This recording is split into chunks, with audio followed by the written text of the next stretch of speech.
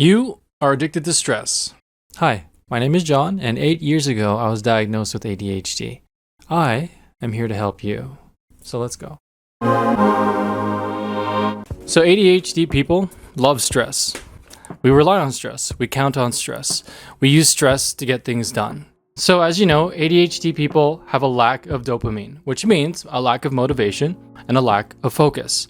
But why is it that when there's a really stressful situation, when there's a crisis, when there's a panic, we can solve it, we can do it, no problem? When we're in that fight or flight response, in that crisis mode, we can get anything done because our body is flooded with cortisol, with adrenaline, and with dopamine.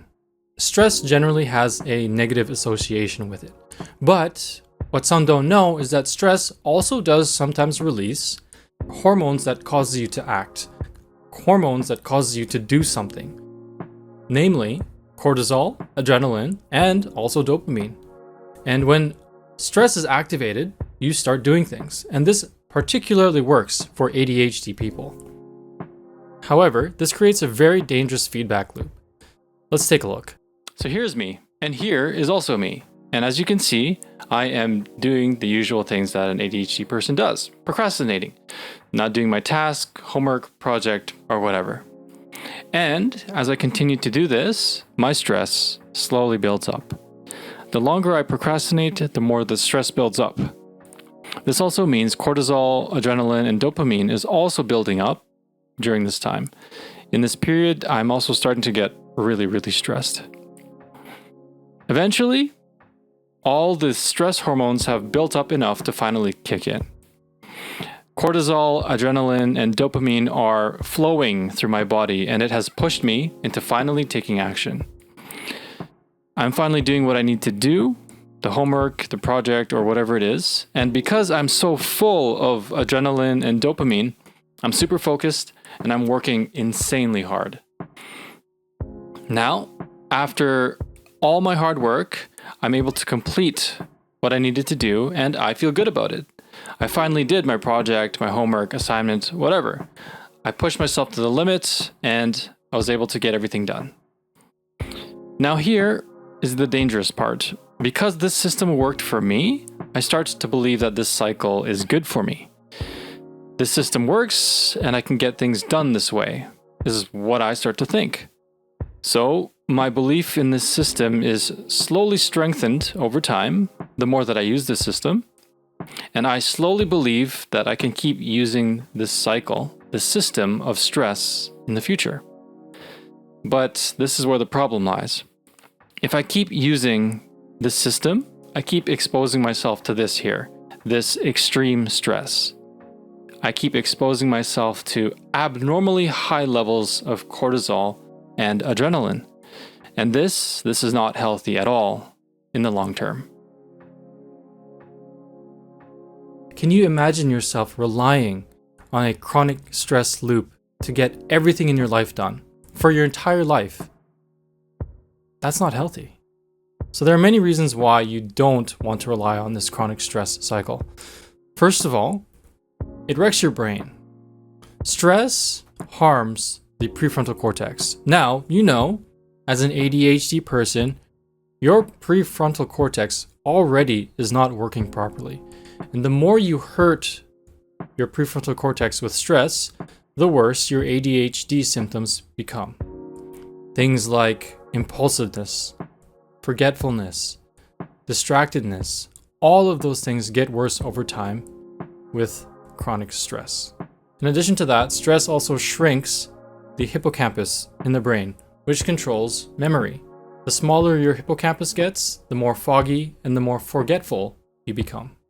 Another reason is that constant stress negatively affects not just your brain, but the rest of your body as well. High blood pressure, heart problems, all these things can be affected because of chronic stress.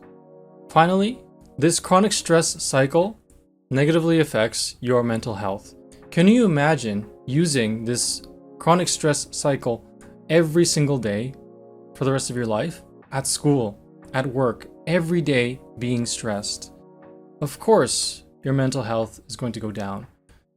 Using this chronic stress cycle will lead to more anxiety and more depression in the future. So how do we manage this? How do we fix this? Well, this is what I do. There are two parts to this. First is medication. For me, medication helps me get started on things much sooner and much earlier. For me specifically, I take Concerta, 27 milligrams, and guanfacine, or Intuniv XR, 1 milligram. Specifically, the Intuniv is what helps me get things started much sooner than I would without medication.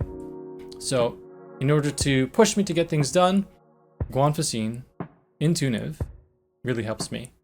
The second part is this. I still often rely on this stress response cycle. I know it's not healthy. I know it's not good for me, but it's inevitable for me because I'm still on my journey and I'm still trying to figure things out for myself. Now, saying this, what I do to help manage this use of the stress response cycle is that I learn to manage stress, I learn to relax, and I learned to take time to de-stress myself, doing relaxing activities, things that reduce my stress. So, for example, one thing I like to do is every single day, I'll take a bath. I'll sit in the bathtub for 20 to 30 minutes with hot water and just let go of everything. Sometimes listen to music, sometimes I use bath salts and things like that, but I dedicate this time to reducing my stress because I know I'm always using my stress response cycle. In addition to this, the other big thing that I do to reduce my stress is exercise. Specifically, I run every single day in the morning for 30 minutes or more. What this does for me is it reduces my stress by reducing my cortisol levels. Now, if you don't know, cortisol is a stress hormone, and as you exercise more, as your body gets used to exercise, your body becomes able to control and manage cortisol levels in your body. That's why for me, exercise is very important. So these are the two things that I do. First, I take medication. Next, I manage my stress. And these two help me get things done before that crisis situation hits. And this also helps me manage my stress whenever I do use the stress cycle. So just as a side note, ideally, you don't want to have to use this stress response cycle. You don't want to have to do things at the very last minute. You don't want to have to do things in a crisis. You want to be able to do things well ahead of time so that you don't have this crisis situation. You don't have this last minute panic.